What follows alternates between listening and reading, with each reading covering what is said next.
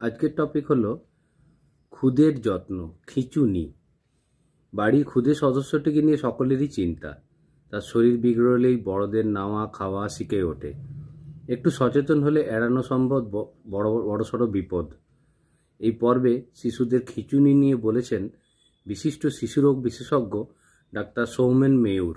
শুনেছেন অয়ন কুমার দত্ত। খিঁচুনি কেন হয়? বিভিন্ন কারণে শিশুদের খিঁচুনি মানে কনভালশন হতে পারে। মূলত 9 মাস থেকে 6 বছর বয়স পর্যন্ত অনেক বাচ্চার প্রচণ্ড জ্বর এলে খিঁচুনি হয়।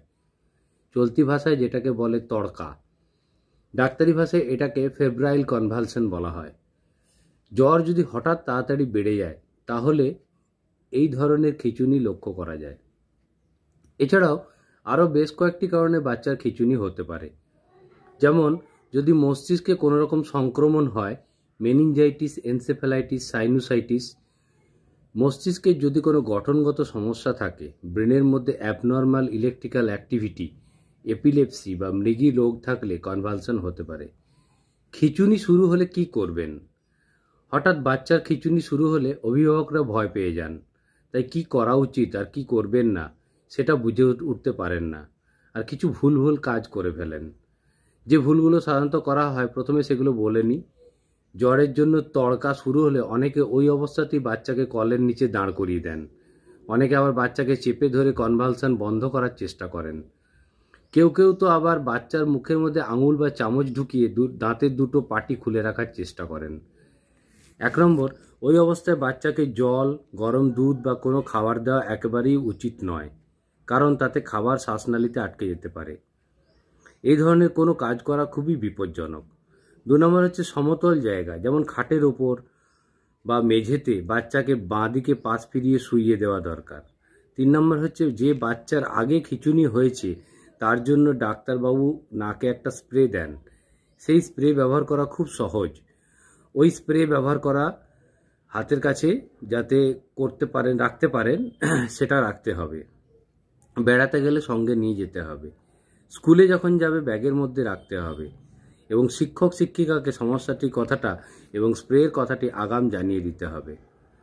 সাধারণত 2-3 মিনিটের মধ্যে খিঁচুনি থেমে যায়। এরপর তাকে শিশুরোগ বিশেষজ্ঞের কাছে নিয়ে যেতে হবে। কিন্তু 2-3 মিনিট পরও যদি খিঁচুনি চলতে থাকে তাহলে সঙ্গে সঙ্গে বাচ্চাকে নিকটবর্তী হাসপাতালে নিয়ে যেতে হবে। যাদের তড়কা আছে সেই বাচ্চার জ্বর যেন না বাড়ে সেদিকে খেয়াল রাখতে হবে। জ্বর হলে প্যারাসিটামল খাওয়াতে হবে। জ্বর বাড়লে জলপট্টি, মাথা দোয়ানো, গা স্পঞ্জ করতে হবে। সদ্যজাত বা খুব ছোট বাচ্চার কনভালশন বোঝা বেশ কঠিন। তাই যখন বাচ্চার অস্বাভাবিক আচরণ চোখে পড়বে তখন মোবাইলে বিষয়টিকে ভিডিও রেকর্ড করে নিতে হবে, যাতে সেটা দেখে শিশুরোগ বিশেষজ্ঞ বিষয়টি বুঝতে পারেন। অভিভাবকরা এটুকু মাথায় রাখতে পারেন, ছোট বাচ্চা যেটা করছিল কনভালশনের সময় সেটা বন্ধ করে সাধারণত স্থির হয়ে যায়। হাত পা কখনো শক্ত হয়ে যায়, আবার কোনো ক্ষেত্রে শিথিল হয়ে যায়। বাচ্চা গায়ে হাত দিয়ে নাড়লে রেসপন্স করবে না। এগুলি জেনারেলাইজড সিজারের লক্ষণ। পার্সিয়াল সিজারের ক্ষেত্রে শরীরের একটা অংশ আক্রান্ত হয়। মৃগী কি? যখন খিঁচুনির কোনো কারণ খুঁজে পাওয়া যায় না তাকে মৃগী রোগ বলা হয়। সাধারণত 8 বছর বয়সের পর চাইল্ডহুড এপিলেপসি দেখা যায়। 2-3 বছর টানা চিকিৎসা করলে এই রোগ থেকে মুক্তি সম্ভব। সাবধানতা: 6 মাসের কম বয়সে বাচ্চার খিঁচুনি হলে বিষয়টিকে খুব গুরুত্ব দিয়ে দেখতে হয়, কারণ কেন কনভালশন হলো জানতে বেশ কিছু টেস্টও করতে হয়। আবার কখন মৃগীর আক্রমণ হবে সেটা আগে থেকে বোঝা যায় না। মৃগী রোগ প্রতিরোধ করা যায় না।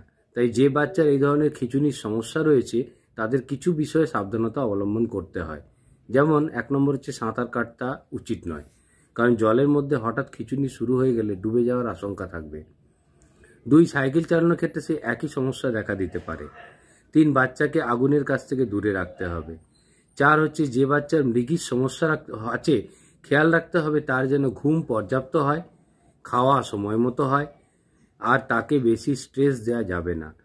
এপিলেপসির ওষুধের ডোজ যেন কোনো অবস্থায় মিস না হয়, কারণ একটা ডোজ মিস হলে রোগীর মৃগীর আক্রমণ হতে পারে। নমস্কার।